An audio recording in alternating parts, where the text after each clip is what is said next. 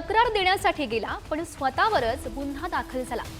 ज्यांच्याकडून सुरक्षेची अपेक्षा करायची त्यांच्याकडूनच जीवाला धोका आहे का असा प्रश्न मनाला अस्वस्थ करणारा एक सीसीटीव्ही सध्या समोर आलाय। सोलापूरच्या बार्शी पोलीस स्थानकातील अधिकाऱ्यांनी मारहाणीची तक्रार देण्यासाठी आलेल्या व्यक्तीलाच मारहाण केली आहे। आरटीआय कार्यकर्ते विनोद जाधव यांची तक्रार तर दूर, त्यांच्यावर शासकीय कामात अडथळा निर्माण केल्याप्रकरणी गुन्हा दाखल झालाय। जाधव यांचं म्हणणं ऐकून न घेता त्यांना मारहाण करून पोलीस स्टेशनच्या बाहेर हकलवण्यात आलं आणि त्याचमुळे आता सामान्य नागरिकांनी सुरक्षेसाठी नेमकं कुणाकडे बघायचं, कुणाकडे जायचं असा प्रश्न या निमित्तानं उपस्थित होतोय।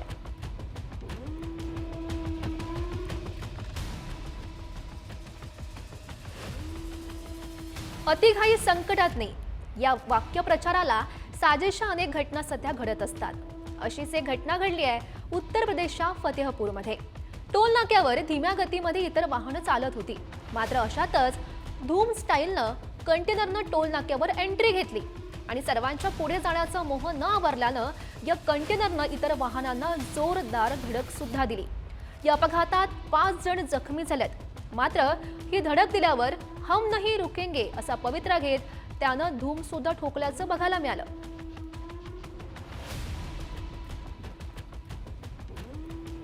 आपण आजवर आईवर सर्व लेख, निबंध, गाणी जास्त पाहिली आहेत। बाप कुठे काय करतो याचंच उदाहरण कोल्हापुरातल्या संजय पाटील यांनी आपल्या कृतीतून दाखवून दिलं। रुईकर कॉलनीतील अपार्टमेंटच्या पार्किंगमधील 31 जानेवारीची ही दृश्य आहेत। एक चोरटा महागडी सायकल अगदी काही सेकंदात चोरून घेऊन जातो।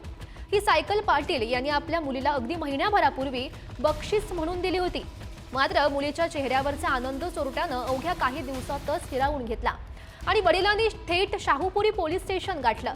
पोलिसांनी सायकलीचा शोध सुरू केला, मात्र ही शोध मोहीम नंतर मंदावली। पुढे स्वतः वडिलांनी सायकल शोधण्याचा ध्यास घेतला। 1-2 नव्हे तर तब्बल 12 ते 13 ठिकाणचे सीसीटीव्ही तपासत चोरट्याचा मार्ग काढला आणि चोरीला गेलेली लेकीची सायकल या बापानं शोधून काढली आहे। पोलिसांनी आरोपीला अटक केली।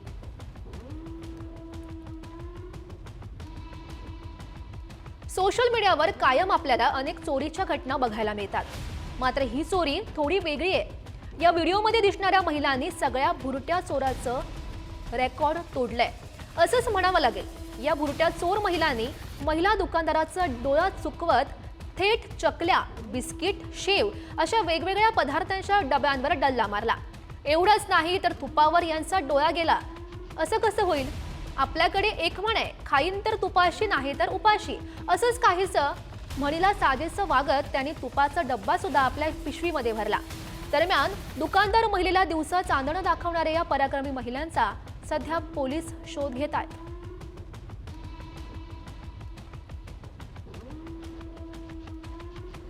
कारभारी जरा बघून गाडी चालवा, नाहीतर तुमच्यावरही व्हिडिओमध्ये दिसते तशीच परिस्थिती येऊ शकते। तर झालं असं की गुजरातमधील दाभोईमध्ये पालिकेनं रस्त्याच्या मधोमध खड्डा खोदला आणि बॅरिकेड्स सुद्धा लावले नाहीत आणि त्याचमुळे रस्त्यावरून जाणाऱ्या दुचाकीस्वाराला हा खड्डा दिसला नाही आणि त्याचा बॅलन्स जाऊन हा व्यक्ती थेट खड्ड्यामध्ये पडला। खड्ड्यात थेट खाली डोकं आणि वर पाय अशी या व्यक्तीची गत झाली आणि त्याच्या डोक्याला आणि शरीराला गंभीर दुखापत सुद्धा झाली आणि त्याचमुळे गाडी चालवताना आजूबाजूला पाहून गाडी चालवा, नाहीतर अशी परिस्थिती कधी येईल याचा भरवसा नाही।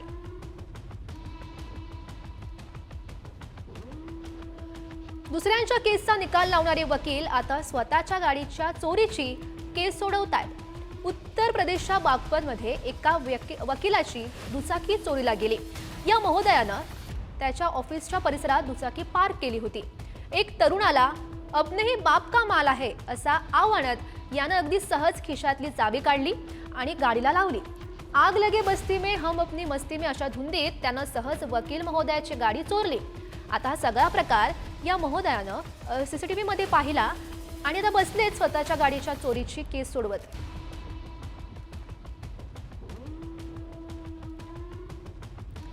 डॉक्टरला भेटायला गेला आणि मार खाऊन आला।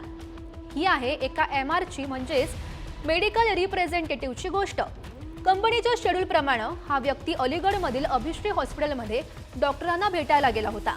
तिथं त्यालाही मारहाण झाली। ही घटना ऐकून तिथले खासदार संतप्त झाले आणि त्यांनी आंदोलन सुद्धा छेडलं। या हॉस्पिटल प्रशासनावर कारवाई करावी या मागणीसाठी खासदार सध्या रस्त्यावर उतरलेत। मारहाण करणाऱ्या कर्मचाऱ्यावर तात्काळ कारवाई करावी अशी मागणी आता केली जाते।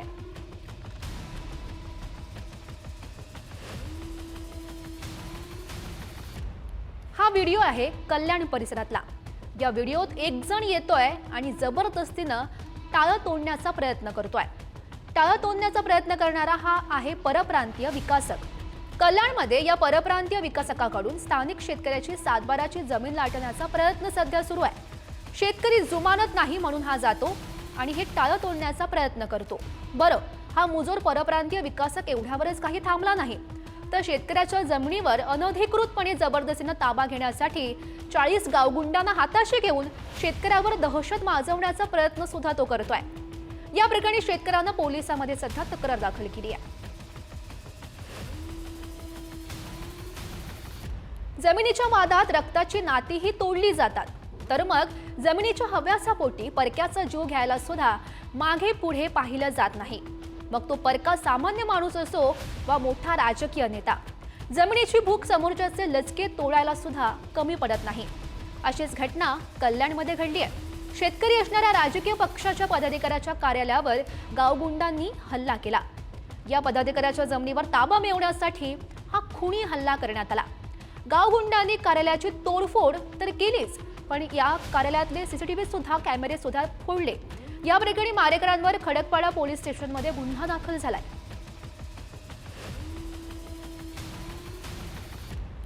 वादाचं रूपांतर हाणामारीत होण्यात काही वेळ लागत नाही। ग्राहकाला देव मानलं जातं, अशाच देवासमान ग्राहकानं पैशांऐवजी दुकानातील कर्मचाऱ्यालाच चांगला प्रसाद दिलाय आणि 1-2 नाही तर 3 जणांनी मिळून कर्मचाऱ्याचा हात धरून त्याला ही मारहाण केली आहे।